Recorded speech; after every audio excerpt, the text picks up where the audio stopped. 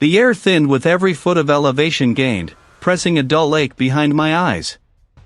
The rental SUV, a surprisingly sturdy beast, groaned its protest as I navigated the last winding stretch of gravel road, a barely there track carved into the sheer face of the mountain. Sunlight, sharp and unforgiving at this altitude, glinted off the corrugated iron roof of the abandoned observatory, a lonely sentinel against the vast, pale sky. This was my kind of place, remote, forgotten, and undoubtedly holding secrets.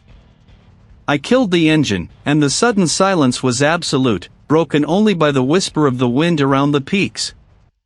The cold bit through my jacket instantly, despite the sun. I stepped out, stretching the stiffness from my limbs, and took in the view. Below, the world sprawled in a hazy patchwork of greens and browns, an indifferent landscape that swallowed sound and history alike. Up here, though, everything felt magnified, stark. A lone patrol vehicle, mud-splattered and official, was already parked near the main building, its two occupants a pair of dark silhouettes against the bright sky. The lead investigator, a seasoned detective whose name I couldn't quite recall but whose grim face was familiar from previous collaborations, emerged from the observatory's entrance, his breath pluming white. He nodded a curt greeting, hands shoved deep into his pockets. "Blake. Glad you made it." "Place is a hike, isn't it?" the detective stated, his voice raspy. "Understatement of the year," I replied, pulling my kit bag from the back. "What have we got?" The preliminary reports were understated too, he said, gesturing towards the building. Hikers stumbled onto it. Thought it was just an old maintenance shaft, then they saw something glinting. Called it in. We've got fragmented remains. Old. Very old. And, well, not exactly where they should be. My gaze swept over the observatory. It was a relic of ambition, a concrete and steel shell designed to peer into the cosmos, now crumbling gracefully back into the earth. Rust stained the white paint, and shattered windows stared like vacant eyes. The main dome, a colossal sphere, seemed to sag under its own weight. Inside, the air was heavy with dust, the metallic tang of decay, and the faint, sweet scent of disturbed earth. My boots crunched on fallen plaster and broken glass. The detective led me through a maze of dark corridors, past defunct equipment shrouded in tarpaulins, the ghosts of scientific pursuits lingering in the cold air. We descended a flight of narrow, rusted metal stairs that groaned under our weight, the sound echoing ominously. "Down here," the detective murmured, pushing open a heavy, bolted door that scraped loudly on its hinges. The chamber beyond was small, crudely excavated from the rock beneath the observatory's foundation. Two uniformed officers stood guard, their faces unreadable. My eyes immediately locked onto the ground. A shallow depression, partially excavated, revealed what the detective meant. Not a complete skeleton, not even a coherent section, but a scattering of bone fragments, calcified and brittle, embedded in the compacted soil. A femoral shaft here, a section of cranium there, teeth. All discolored by time and earth, suggesting decades, perhaps even longer. I knelt, pulling on my gloves, my kit bag already open beside me. The detective watched, silent. I picked up a small, curved shard of bone, examining the texture, the coloration. This wasn't an accidental burial.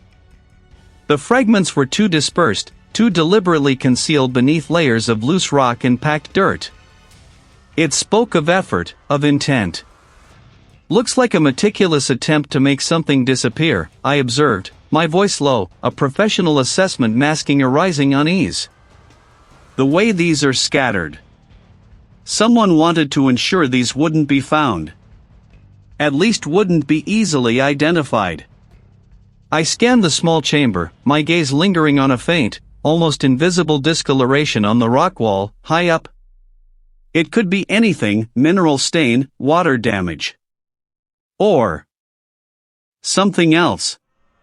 "Any idea on a timeline?" the detective asked, his breath misting. Preliminary, without proper excavation and lab analysis?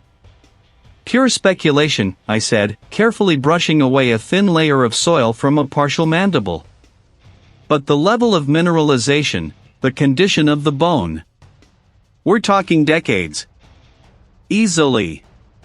The pieces began to assemble themselves in my mind, not just the physical fragments, but the narrative. An abandoned observatory.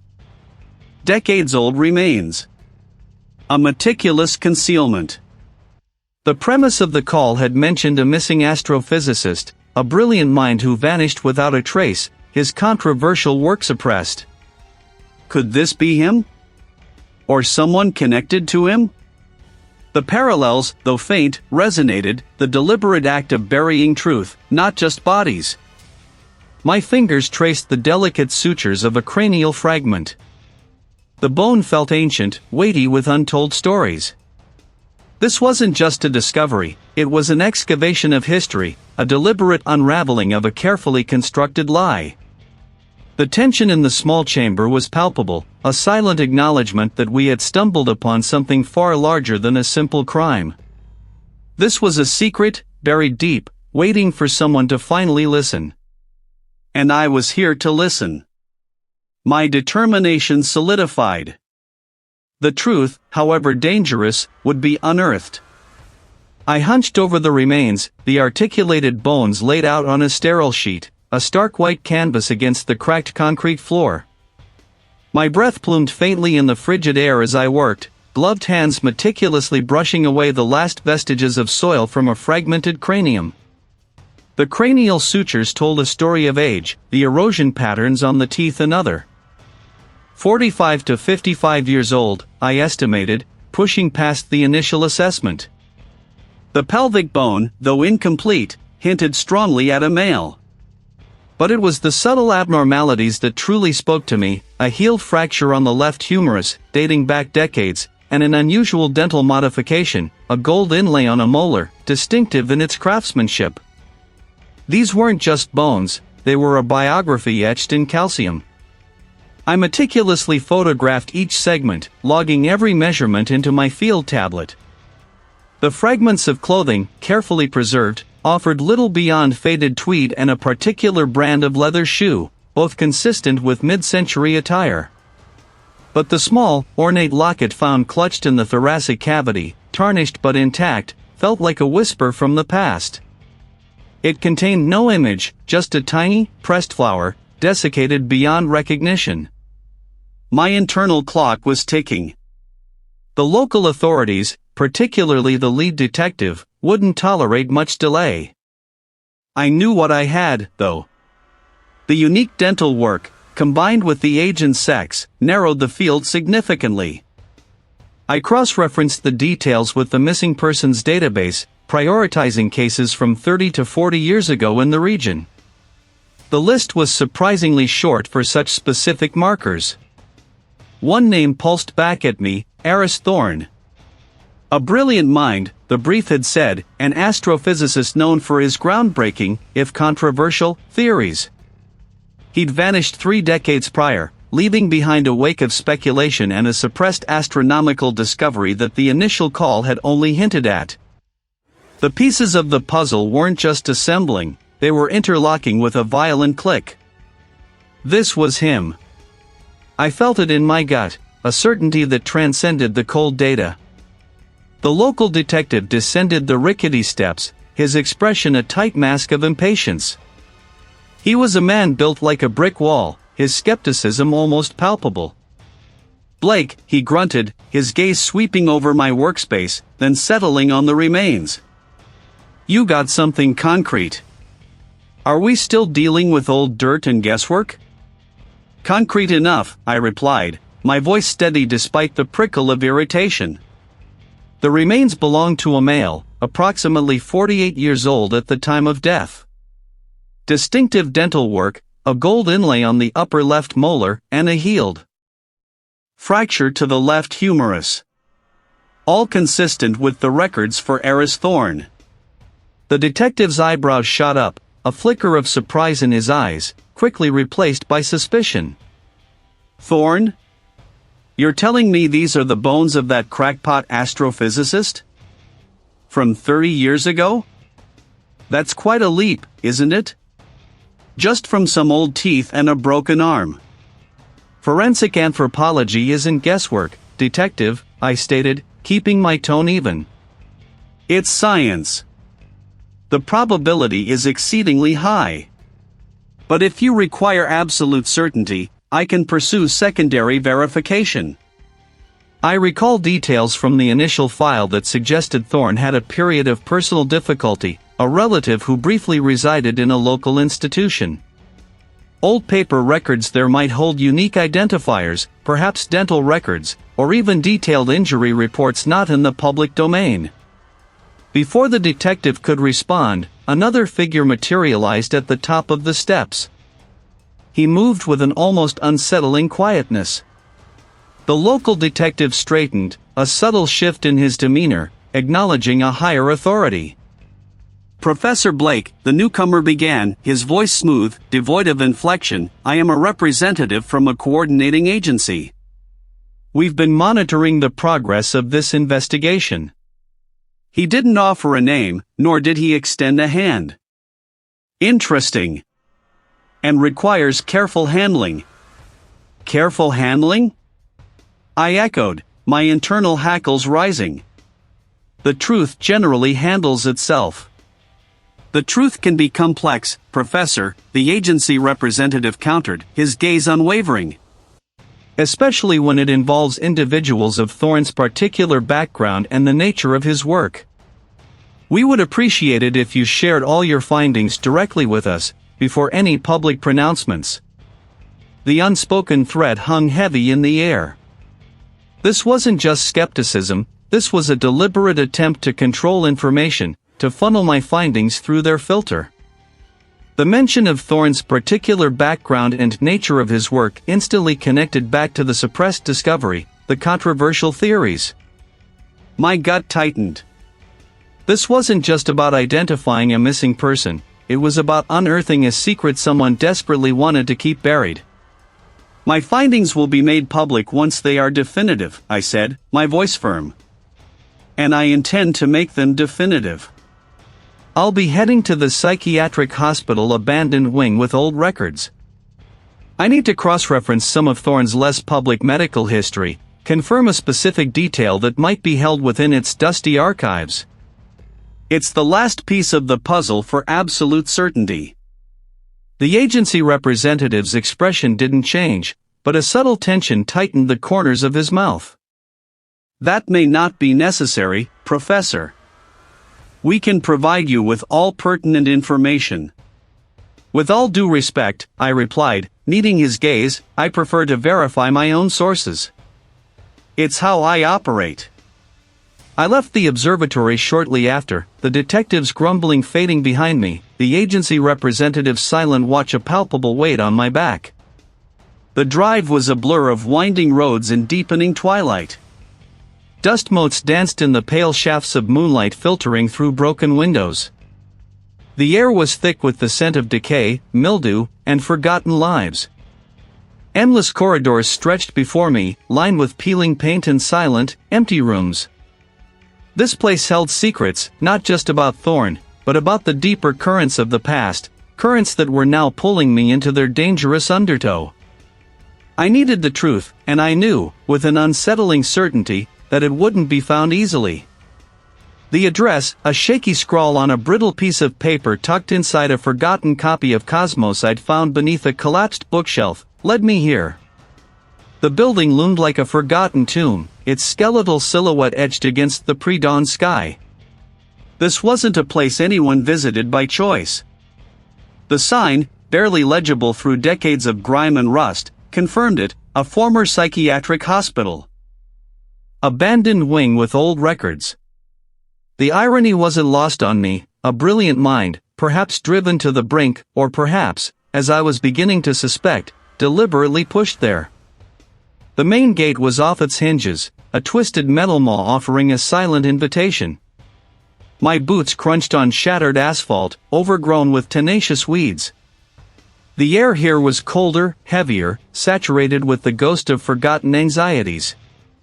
The entrance to the abandoned wing was a cavernous maw, the double doors hanging ajar, one pane of glass missing, a jagged tooth in the building's grimace. I pushed the remaining door inward. My flashlight beam cut a stark path through the gloom, illuminating peeling paint, water-stained walls, and the occasional discarded piece of furniture, shrouded in a thick coat of dust. The floorboards creaked under my weight, each step a testament to the structure's advanced state of decay. The air was thick with the smell of damp plaster, mildew, and something else, a faint, chemical tang that I couldn't quite place, but which spoke of old medications and forgotten despair. I moved deeper, past empty rooms with barred windows and rusted bed frames, each door ajar, like silent screams frozen in time. The corridor opened into a larger space, what must have been the administrative hub, or perhaps a common area, now choked with filing cabinets. Rows upon rows of steel behemoths, many overturned, their drawers spilling their contents onto the grimy floor. Paper, yellowed and brittle, lay scattered like autumn leaves. This was it. The repository of forgotten lives, and perhaps, forgotten truths. The search was a grueling, dusty excavation. My flashlight became an extension of my arm, sweeping across faded labels, searching for a name. Thorne. Dr. Elias Thorne. My fingers grew stiff, my eyes burned from the dust and the strain of deciphering faded ink. Hours bled into one another. I found records of long-discharged individuals, faded photographs of anonymous faces, disciplinary reports, and inventories of forgotten supplies. Was this a dead end? Had I misread the cryptic note? Then, tucked away in a cabinet half-buried under a collapsed ceiling tile, I saw it. A single, leather-bound ledger, distinct from the flimsy folders surrounding it. The spine, though cracked, bore a handwritten label, Special Cases, 1982 to 1985. Thorne had vanished in '83. My breath hitched. I carefully pried open the ledger. The pages crackled, brittle with age. My heart hammered a rhythm against my ribs as I scanned the entries. Most were brief, clinical notes. Then, halfway through, a full page dedicated to an Elias Thorne. Not as a resident, but as a consultant and observer. My brow furrowed. What was an astrophysicist doing consulting here? The entry detailed his brief presence, his unorthodox research methods, and then, a series of dates marking official complaints, internal reviews, and finally, his abrupt termination from an unspecified project associated with the facility. Buried beneath the ledger, wrapped in a sheet of oilskin, were several bound manuscripts. They were not official documents, but personal copies, almost certainly Thorne's. The titles were stark, scientific, anomalous gravitational wave signatures in sector gamma 7, hypothesis on non-standard cosmic ray propagation, and the most intriguing, the Thorne signal, a persistent, non-random energy flux from deep space. I carefully unwrapped the oilskin. The papers within were meticulously organized, filled with dense equations and diagrams, but it was the introductory abstracts that grabbed me. Thorne described a unique, persistent cosmic signal, unlike any known astrophysical phenomenon. He posited it wasn't a natural occurrence, but something structured. His work wasn't just groundbreaking, it was paradigm-shifting. As I delved deeper, reading through the margins, I saw Thorne's handwritten annotations, increasingly agitated. He detailed attempts to publish, to present his findings. And then, the dismissals. Not just rejections, but vitriolic. Critiques from leading institutions and individual scientists. Fringe science, unsubstantiated claims, hallucinatory data interpretation. The language was unusually harsh, personal. I found official letters, carbon copies of correspondence between Thorne and a body called the International Scientific Oversight Committee. Their replies were curt, dismissive, outright hostile. One letter, dated 6 months before Thorne's disappearance, explicitly stated Dr. Thorne's signal research is deemed a dangerous diversion from established astrophysical principles. Further dissemination will be met with immediate and severe professional repercussions. It wasn't just ridicule, it was an active, coordinated suppression. A powerful consortium had not merely disagreed with Thorne, they had tried to erase him, his work, and any trace of his discovery. The motive wasn't academic rivalry, it was something far more insidious, far more dangerous. The abstracts Thorne had penned were a revelation, a window into a mind operating on a different plane. He wasn't just describing a signal, he was detailing its properties, its persistent, non-random nature, and its implications. I spent the next few days hunched over the workbench in my lab, the oilskin-wrapped papers spread out under a focused beam of light, cross-referencing his dense equations with contemporary astrophysical models. Thorne's work hinted at something beyond our current understanding of the cosmos, a signature of intelligence, perhaps, or at least a phenomenon so unique it defied conventional explanation. My initial skepticism, a forensic scientist's natural defense, began to erode. The sheer meticulousness of his calculations, the breadth of his theoretical framework, spoke not of delusion, but of profound insight. A subtle disquiet began to gnaw at me. I'd always kept my lab meticulously organized, a habit honed by years of sifting through chaos. But a few times, I noticed small discrepancies. A specific bone tool, always kept in the top drawer, was on the counter. A set of photographs, stacked by date, had one out of sequence. I dismissed it as my own fatigue, the long hours blurring the edges of my routine. My mind was consumed by Thorne's work. Then the email arrived. No sender, no subject line, just a single, chilling sentence, "Some truths are better left buried, Blake." My fingers hovered over the keyboard, a sudden coldness spreading through my chest. This wasn't a random spam message. This was personal. This was directed. I tried to shake it off, attributing it to a disgruntled academic, perhaps someone who resented my recent publication. But the feeling of being watched, of a presence lurking just beyond the periphery of my awareness, intensified. I returned to my lab late one evening, the fluorescent lights humming a lonely tune. The door was ajar. I always locked it. My hand went to the heavy steel bar I kept by the entrance, a relic from a previous, less secure facility. Inside, the air felt colder. I approached it, my pulse quickening. A folder, labeled Thorne Project, was open.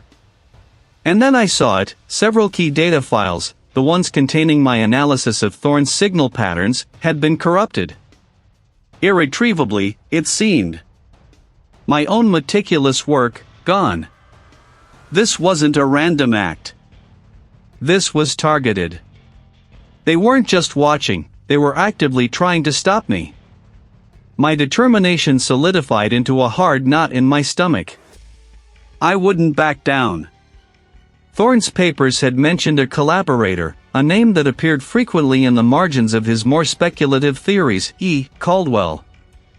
I remembered an old, faded photograph tucked into one of the folders, Thorne with a much younger woman, both smiling, standing before a telescope dome. The inscription on the back read, "Evelyn, my co-conspirator." It took me 2 days to track her down.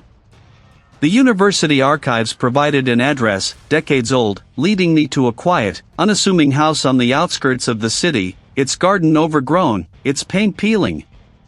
The elderly colleague, Evelyn, answered the door after a long, hesitant pause. Her eyes, magnified by thick spectacles, were wide with a fear that seemed to have settled deep into her bones. "Thorne!" Her face paled further. She tried to close the door, but I gently placed my hand against the frame. "I know about the signal, Evelyn. You shouldn't have found me." "Someone doesn't want me to find the truth," I pressed, keeping my voice low, reassuring. "They've already tried to stop me." "They tried to stop Thorne, didn't they?" She looked around nervously, as if expecting to be overheard. He told me to forget everything. To burn it all. Her gaze dropped to her gnarled hands.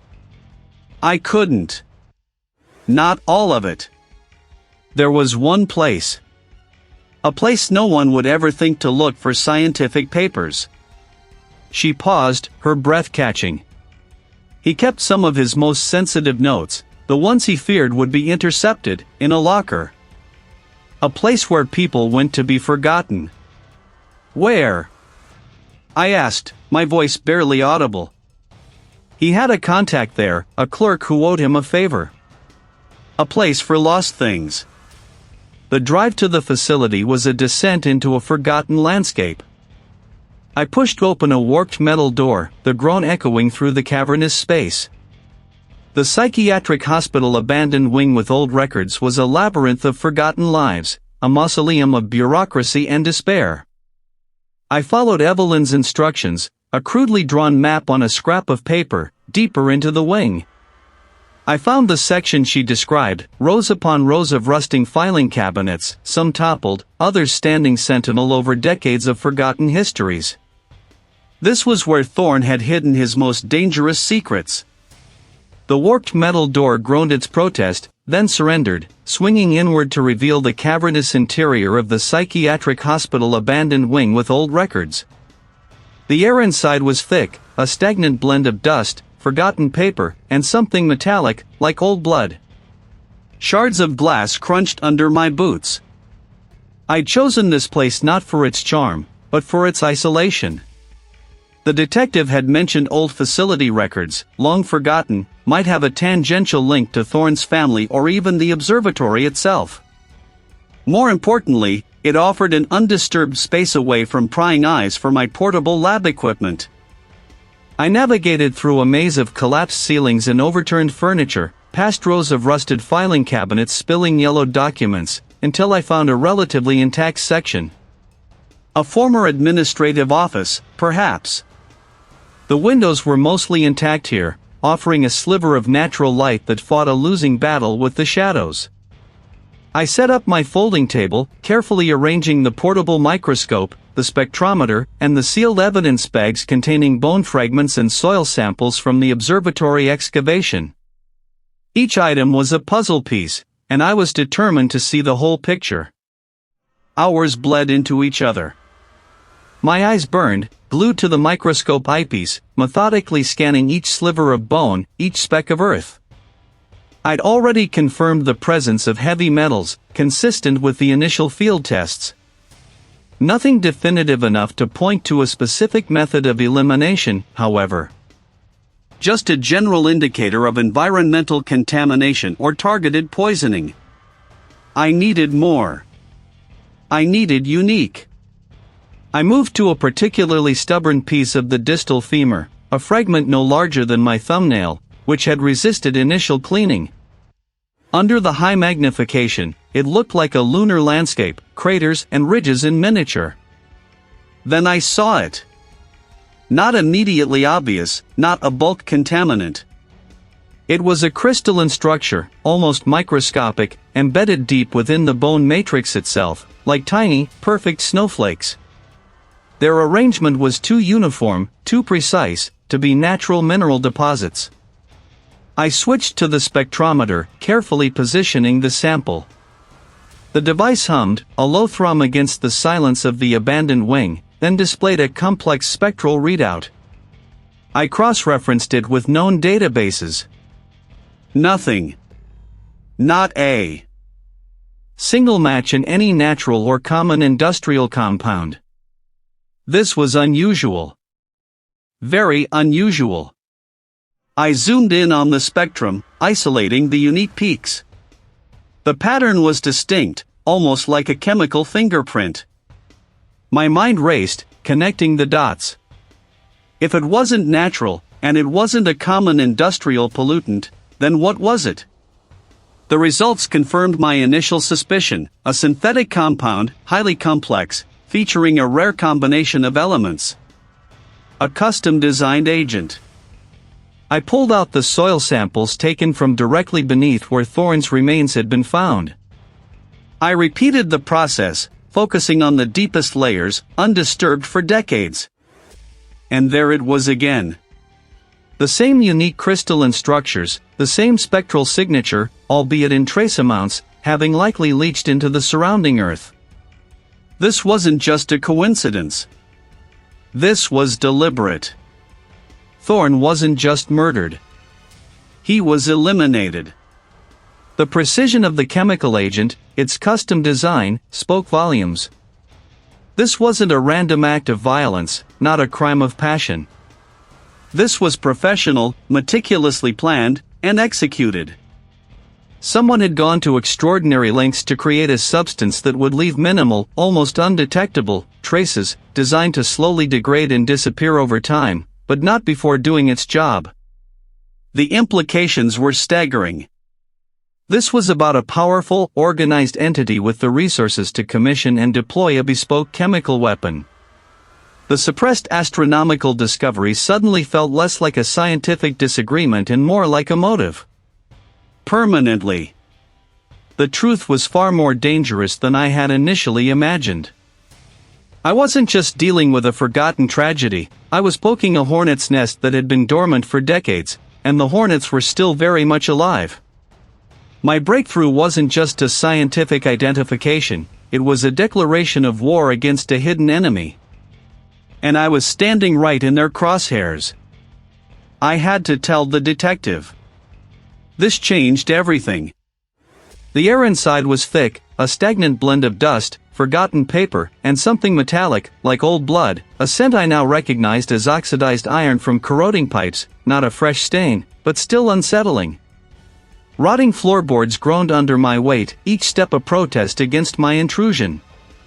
Shadows stretched and danced with every shift of the beam, transforming stacks of collapsed files into grotesque figures, overturned chairs into lurking beasts.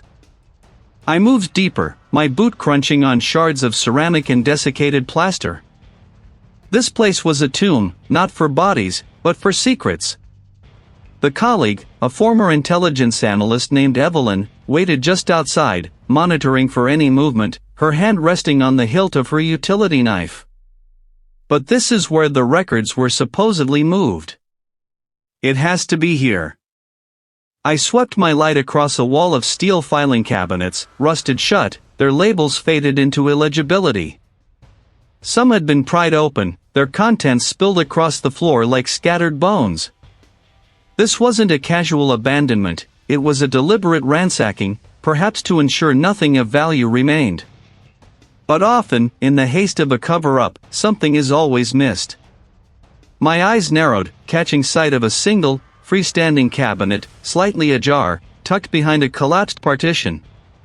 It looked less disturbed than the others, perhaps overlooked. I approached cautiously, the metallic tang growing stronger here, mingling with the musty smell of ancient paper. With a gloved hand, I eased the drawer open. It grated, a sound like tortured metal, revealing stacks of manila folders, surprisingly intact. I began sifting through them, my gaze darting over names and dates, looking for anything connected to the observatory, to Thorn, or to the specific period of his disappearance. Most were mundane administrative files, but then, halfway down a stack, I found it, a folder marked only with a numeric code. No name, no department. My fingers trembled slightly as I pulled it free. Inside, beneath layers of medical assessments and discharge papers for a Jane Doe, lay a single, typed memo. The date was weeks after Thorn's disappearance. It wasn't signed, but the content hit me like a physical blow. It detailed a transfer of sensitive intellectual property from a confidential source to a shell corporation, a corporation I recognized. One with deep ties to a global energy consortium. The memo referenced anomalous energy readings and resource exploitation potential. Evelyn, I breathed into the comms, my mind racing, I found something. It's a memo. It links Thorn's discovery directly to a corporate interest. They were trying to monetize whatever he found, and they moved fast. Corporate interest? Who are we talking about? She demanded. The Altair Group. This memo talks about anomalous energy readings and resource exploitation. This isn't just about suppressing a scientific theory, Evelyn. This is about profit. I pulled out a second document from the folder, a heavily redacted report on Project Chimera. The dates aligned perfectly with Thorne's research period. And look at this. Project Chimera. This isn't just a corporate interest, it feels like something much larger, something with government-level clearances. I continued to scan the pages, my heart now a drum against my ribs. The Jane Doe file, it turned out, was a phantom. The assessments were boilerplate, the discharge papers fraudulent. This folder was a dead drop, a secure channel for information meant to disappear. And then, at the very bottom, tucked beneath the false identity, was a small, crudely drawn diagram. Senator Vance. A titan of industry before his political career, now a formidable figure on the Senate Intelligence Committee. He was known for his fierce advocacy of corporate energy independence and had championed several controversial resource extraction initiatives. He was also a major investor in the Altair Group. Evelyn, I have the architect, I said, the words tasting like ash. The primary architect of the cover-up. It's Senator Elias Vance. His name is here, tied to Thorne's discovery, linked to Altair, and to something called Project Chimera. That's a deep cut, Marcus. He's untouchable. He's not untouchable if we have proof, I countered, my determination hardening. This memo, this diagram.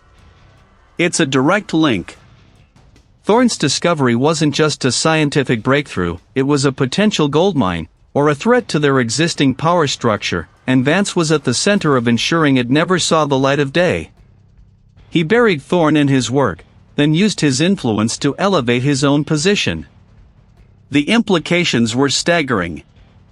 A senator, a respected public figure, orchestrating a decades-old cover-up involving a brilliant astrophysicist and a suppressed astronomical discovery, all for corporate gain and political leverage.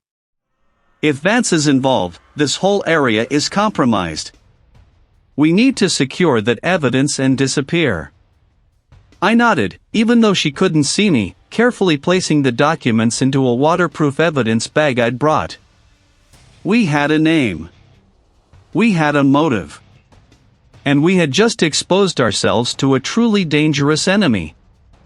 The hunt for Thorne's truth had just become a fight for our own survival. The metallic tang of rust and decay hung heavy in the air, a physical weight that pressed down on me as I navigated the winding corridors of the psychiatric hospital abandoned wing with old records. This is it, she murmured, her voice tight, pointing to a row of filing cabinets, their labels faded into illegibility. The miscellaneous section. Where they dumped everything they didn't want seen. I pulled on a pair of nitrile gloves, the thin material a stark contrast to the thick layers of dust I was about to disturb. My fingers traced the cold steel of a drawer handle. This was it. The final piece, I hoped, the one that would tie everything together, not just for us, but for the world. We were walking a tightrope, and one false step here could send everything and everyone crashing down. Inside, the files were a chaotic jumble of unrelated reports, forgotten administrative notes, and what looked like personal effects from long-gone staff. Then, a small, unassuming folder, tucked away at the very back, caught my eye. It was unmarked, no patient name, no department stamp. Just a faint, almost invisible, pencil mark, Thorne X. Thorne. Professor Elias Thorne. I carefully opened the folder. Inside, nestled among a few blank pages, was a single, folded sheet of paper. It wasn't a medical record, or even a research note. It was a handwritten letter, dated weeks before Thorne's disappearance. The handwriting was unmistakably his, precise, yet agitated. It detailed his fears, his attempts to reach out to a specific high-ranking scientific official, the very official who was now the keynote speaker at the Global Astrophysics Summit. Thorne had written about a catastrophic misinterpretation of his discovery, how it was being twisted, and how he feared for his life if he didn't comply with the official narrative. He even named the official, detailing their threats to discredit him, to make him disappear. A final, desperate plea for help, addressed to no one in particular, just hidden. "This is it," I repeated, my voice hoarse. He knew. He tried to warn someone. I extracted the letter with utmost care, placing it into a new evidence bag. The conspirator's name, clear as day on the page, burned into my vision. This wasn't just a motive anymore, it was a confession, albeit a posthumous one, hidden in plain sight by the victim himself. We moved quickly then, out of the decrepit wing and into the biting evening air. The city lights seemed a harsh, garish contrast to the quiet desperation of the abandoned building. My mind raced, constructing the narrative, anticipating every counter-argument. The press conference had already begun. The official, Dr. Alastair Finch, a man whose public persona was built on scientific integrity and philanthropy, was on stage, undoubtedly basking in the glow of his supposed achievements. The Global Astrophysics Summit was a spectacle of polished chrome and hushed reverence, held in the city's grandest convention hall. Security was tight, but my press credentials, hastily arranged by the colleague through a sympathetic contact, got me through the initial checkpoints. The main auditorium was packed, a sea of expectant faces, all hanging on Finch's every word. He stood at the podium, a charismatic figure, projecting an image of calm authority. He was just reaching the crescendo of his speech, touting a new, supposedly groundbreaking initiative based on a reinterpretation of Thorne's original work, a reinterpretation that conveniently stripped it of its most controversial and dangerous implications. I moved with purpose, making my way down the aisle, the evidence bag clutched in my hand. This wasn't about vengeance, not really. It was about truth. About Thorne. Every head in the auditorium swiveled towards me. Finch paused, his smile faltering, his eyes narrowing as they found me. Recognition. A truth that would dismantle your entire career. A ripple of murmurs spread through the crowd. Finch's composure began to crack. His eyes darted to the security personnel at the side of the stage. Security. Remove this man. This letter, I projected, my voice gaining strength, written by Thorne weeks before his death, details your threats, your cover-up, and the true nature of his discovery. It's not just an astronomical phenomenon, is it, Dr. Finch? It's proof of something far more profound, something you deem too dangerous for humanity to know. 2 large security officers moved in, flanking me. I braced myself. Thorne's work wasn't merely about distant stars, I declared, my gaze fixed on Finch, it was about the very fabric of existence. How your reinterpretation was a deliberate falsification to maintain power and control. As the officers reached me, I didn't resist their grip. And this letter, hidden in the psychiatric hospital abandoned. Wing with old records, tells a story of premeditation. Finch, his face now a mask of fury, pointed at me. He's delusional. A conspiracy theorist. One of the officers tried to wrench the evidence bag from my hand. I held fast, twisting away. The moment I became the target. The evidence is out there. My hand, free for a split second, went to my jacket pocket, pulling out a small USB drive. With a desperate heave, I flung it towards the front row, hoping it would land in the hands of a reporter, anyone who would understand. The officers tightened their grip, dragging me towards a side exit. The crowd was in an uproar, a cacophony of shouts and gasps. Finch, trembling, was shouting into his microphone, trying to regain control, but the damage was done. My life, I knew, was in immediate peril. They wouldn't just remove me, they would try to erase me. But the seed of doubt, the spark of truth, had been planted. And that USB drive, if it reached the right hands, held the entire, unvarnished story. The desperate struggle had only just begun. But you can't silence the truth. I finished, my voice raw, straining against the officer's grip. They swarmed, a cacophony of questions and clicking shutters, pressing against the flimsy police tape that marked the perimeter of the observatory's excavation site. A high-ranking official, the individual who had overseen the entire security detail from the beginning, pushed through the crowd of officers, his face a mask of furious calm. I recognized the subtle shift in his posture, the way his eyes darted from me to the evidence bag, then to the hungry lenses of the media. The very act of trying to silence me, captured live, had backfired spectacularly. Dr. Blake, that evidence is secured property of the investigation, the official stated, his voice tight, attempting an air of authority that was rapidly crumbling. But his words were too late, too defensive.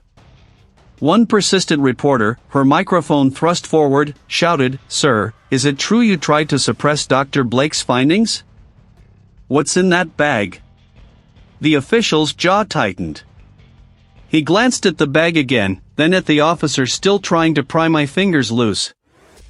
I knew what was in there, a fragment of a microcassette recorder, its tape spool still containing a sliver of magnetic ribbon, found near the remains.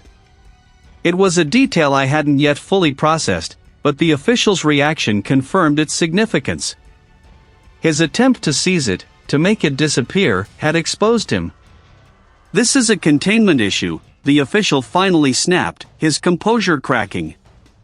"Dr. Blake is interfering with a sensitive national security matter." The words hung in the air, a desperate, transparent attempt to reframe the narrative. But the damage was done. His own actions, broadcast live, had painted him as the villain. The conspirator was exposed, not by my accusation alone, but by his panicked reaction to it. The officers, sensing the shift in the wind, loosened their grip. The official, now the target of the media's relentless interrogation, was suddenly surrounded, his flustered denials fueling their hunger. I stood there, panting, the evidence bag still in my hand, watching the scene unfold. I had won the battle for the moment, but the war, I knew, had just begun. The aftermath was a blur of official statements, legal threats, and a media frenzy that painted me as both a hero and a reckless renegade. My phone became a hotbed of calls from colleagues, some offering support, others expressing cautious concern, and a few outright condemnation. The institution I worked for, initially supportive, now issued a carefully worded statement about unauthorized release of preliminary findings and ongoing internal review. The professional backlash was swift and brutal. My grants were frozen, my lectures cancelled. The powerful entities I had challenged were already moving to discredit me, to bury the truth under a mountain of bureaucracy and manufactured doubt. I spent the next few days in a state of suspended animation, answering questions from lawyers, drafting rebuttals, and trying to make sense of the new reality. The microcassette fragment, now safely secured by an independent legal team, was a key, but I needed more. The official's panic had confirmed the cover-up, but I needed to understand its roots, the decades-old foundation upon which it was built. My investigation led me to a quiet, forgotten corner of the city, a sprawling, dilapidated structure that had once served a very different purpose. The psychiatric hospital abandoned wing with old records loomed against the gray sky, its broken windows like vacant eyes. Rusting filing cabinets stood like forgotten sentinels in long, dim corridors, their contents slowly succumbing to time and moisture. My objective was specific: records pertaining to the brilliant astrophysicist who had vanished decades ago, the one whose controversial discovery had been suppressed. If his work was to be discredited, his sanity would have been the first target. I knew the tactics. I found the section marked patient files, decades past, the labels faded, some peeling. My fingers, grimy from the dust, traced the names, searching. It took hours, sifting through hundreds of files filled with mundane details and tragic histories. The light from my flashlight cut through the gloom, illuminating yellowed paper, faded ink, and the ghosts of lives once lived within these walls. Then, there it was. A file, surprisingly thin, bearing the astrophysicist's name. Inside, I found not detailed medical reports, but a single, brief assessment. Tucked within the assessment was a single, cryptic note: Project Nightingale, Phase 2 complete. Subject neutralized. Neutralized. It wasn't just about discrediting a scientist, it was about erasing him. The ethical dilemmas of my chosen path pressed down on me, heavy and suffocating. I had uncovered a truth far more sinister than I had imagined, a conspiracy that had not only suppressed a discovery but had destroyed a life. The personal sacrifices I had already made felt insignificant compared to the weight of this new revelation. I copied the relevant pages, my hands steady despite the tremor in my gut. The fight ahead would be long, arduous, and potentially dangerous, but turning back was no longer an option. I had to see this through, no matter the cost. The stale air in the psychiatric hospital abandoned wing with old records tasted of forgotten lives and crumbling paper. My breath plumed faintly in the chill. This place wasn't just abandoned, it felt like it had been deliberately sealed off, a mausoleum for inconvenient truths. The file cabinets, rusted and dented, stood like silent sentinels guarding secrets I knew were buried within. I ran my gloved fingers along a row of binders, each one a testament to someone's past, often a past rewritten by others. The air was thick with the scent of mildew and decaying cellulose. My mission here was precise: locate any documentation related to Dr. Thorne's confinement, particularly anything that pointed to external influence rather than genuine medical necessity. The official narrative had painted him as unstable, a brilliant mind fractured by his own radical theories. I knew better. I'd seen the evidence of his meticulous work, the precision of his calculations, the clarity of his vision. He wasn't mad, he was inconvenient. Inside, a jumble of files, some spilling their contents, others bound tight with brittle string. I methodically worked through them, my eyes scanning for names, dates, institutional stamps. The silence pressed in, broken only by the scuffle of my boots and the occasional creak of the old building settling. Every shuffled page felt like disturbing a ghost. Then, a binder, tucked away behind a stack of discharge summaries from the late 70s. Its spine, unlike the others, was unmarked, a blank slate amidst a sea of labels. It was heavier than it looked. Inside, not patient records, but a collection of internal memoranda, interagency communications, and a series of signed directives. The dates aligned perfectly with Dr. Thorne's disappearance. My gaze locked onto a particular document, a formal order for his observation and re-evaluation, signed by a high-ranking official from a governmental scientific oversight committee, the very committee that had initially dismissed his findings. This wasn't about mental health, it was about protecting a paradigm. This was the paper trail I'd been hunting, the final, undeniable proof that Dr. Thorne's neutralization had been a deliberate, orchestrated act. With the binder secured, the long, arduous process of legal redress began. The evidence I'd unearthed, combined with the forensic reconstruction of the remains and the meticulous analysis of Dr. Thorne's recovered research, built an unassailable case. I spent weeks in conference rooms, my testimony dissecting the bones and the conspiracy with equal precision. The legal battles were a slow, grinding machine, designed to wear down all involved.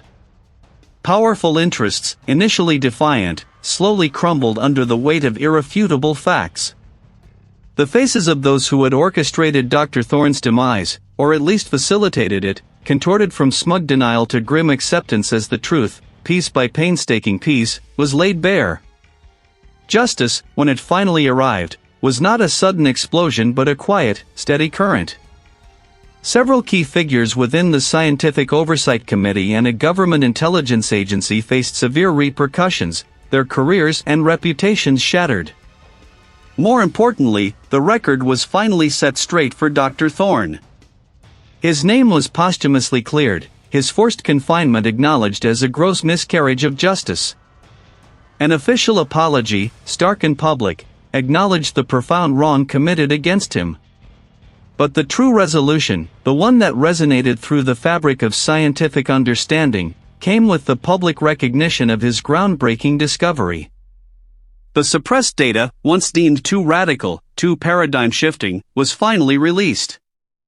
It revealed not a flaw in his reasoning, but an entirely new framework for understanding the fundamental forces governing the cosmos. The implications were staggering, fundamentally altering humanity's perception of the universe's structure and its ancient origins. For me, the closure was hard-won. Standing on the precipice of this new cosmic understanding, knowing I had played a part in bringing it to light, brought a profound sense of accomplishment. Yet, it was tempered by a bitter cynicism. I had witnessed firsthand how easily truth could be buried, how powerful institutions would sacrifice individual integrity and scientific progress to maintain control and protect established narratives. The victory felt incomplete, a reminder of the countless other truths that might remain entombed. My work, I realized, was far from over. This case wasn't just about Dr. Thorne, it was about the dangerous fragility of truth in a world governed by power. My path had shifted. The psychiatric hospital abandoned wing with old records had shown me more than just a paper trail, it had shown me my future. I would become a relentless excavator of buried truths, a forensic archaeologist of the concealed.